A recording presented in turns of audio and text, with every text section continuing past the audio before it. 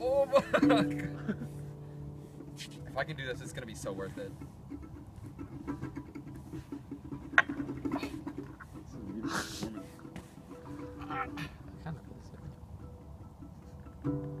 Oh shit. Hey guys, Johnny B. Jensen here, aka and I prefer to be called T. Blackjacks. Kamasi, Washington, the epic. Kamasi Washington is a staggeringly talented saxophonist slash multi-instrumentalist based in Los Angeles. His new record is a 3-hour-long jazz opus. If you're like me before listening to this album, not a lot is going to pop into your head when you hear Kamasi Washington, but more than likely you have heard a lot of his work very recently. He was part of the studio band that helped create and put together the production for Kendrick Lamar's To Pimp a Butterfly, and he was also involved in You're Dead by Flying Lotus, who coincidentally owns the record label Brainfeeder, which the epic was released under. Certainly after diving into the solo work of this guy, I have come to have an entirely new appreciation of the vitality and energy brought to those musical projects I just mentioned. Kamasi Washington today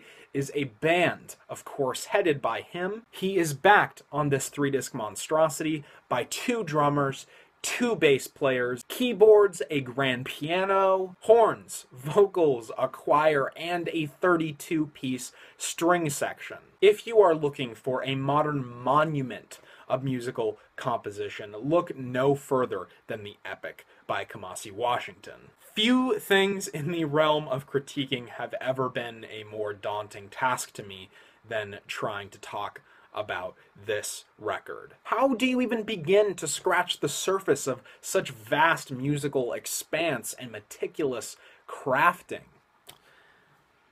I don't know. I do not know. There's an NPR interview where Kamasi explains that the entirety of this nearly 3-hour album stems thematically from the first track, Change of the Guard. He talks about this repeated dream he has in the interview about this guard he pictures standing at the top of a mountain protecting a gate. He's this legendary guard and protector who people at the bottom of the hill spend years training to defeat. The guard, upon confronting one of these fighters, finds in him inspiration and character, and so he chooses to let this man defeat him. Apparently, this idea and the intricacies and symbolism behind it inspired everything on this album. Everything. Although, honestly, as fascinated as I am with that premise in an extensive, mostly instrumental album, what I'm most concerned with is the music. And it's just good.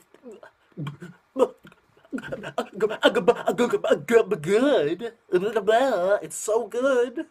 I don't know what that was. This is a great fucking album, Jesus. Even with that last comment said, though, there definitely are musical ties within every track to that first one, the very John Coltrane-esque Change of the Guard. Sometimes it's just a broken, fragmented melody that echoes that first track, and sometimes, especially later on the album, it's a subtle lyrical allusion to the concepts of that first song. This is jazz, man. Jazz is back, thanks to Kamasi Washington. I guess jazz was never really dead, but like To Pimp a Butterfly, this is the kind of album that seems to have an inherent understanding of everything stylistically preceding it within its genre. Specifically here in different eras of jazz music. It uses that understanding to further the concepts it pays tribute to, and thus we have Kamasi Washington, our new jazz superstar, who takes these ideas that have been around for a long time and elevates them, makes them more interesting, exciting, bigger, more innovative. There are so many subgenres at work here, but none overtake the other or overtake this album's identity. If any track here starts out as kind of a sweet, blissful, almost smooth jazz-like track, Kamasi will just storm in and start screaming and screeching with his saxophone, elevating these tracks to such a high level of emotional intensity. Yes, perhaps if this album was, say, condensed into a 90-minute project with all of the musical variety and ideas still intact, just not, you know, 3 hours long. It would be the kind of new age jazz record that would both break new ground and also provide a ceaselessly entertaining, easier to digest listening experience. But I'm glad that's not what Kamasi Washington delivered here. This album's scope and stylistic sprawl is so unique and exciting for both this album and music in general that even though there are ideas presented on the record that I am less fascinated with than others, I wouldn't change anything in the conceptualization of it. The performances, the flawless production, the sheer audacity of the amount of material presented on this record. I am just blown away by the epic, and I cannot wait to keep listening and listening and listening and listening. This is one of 2015's most essential music listening experiences. You must check it out. Honestly, check it out. Don't just take my word for any of this. Go. Get immersed. Listen to it. Get into it. Get deep into it. Just feel around in there. See what you find. I'm feeling 93 on this album. Kamasi. Kamasi. Ba-ba. Thanks so much for watching this review, guys. I am Johnny B. Jensen, as I said before. T Blackjacks. Please let me know in the comments what you thought of this album, and go check out the music that I've listened to on our website, artfilmthink.com.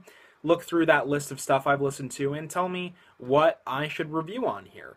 I will most likely do it, because any comment that I get is going to make me feel like I have a fan. So tell me what you want me to review, and I'll do it.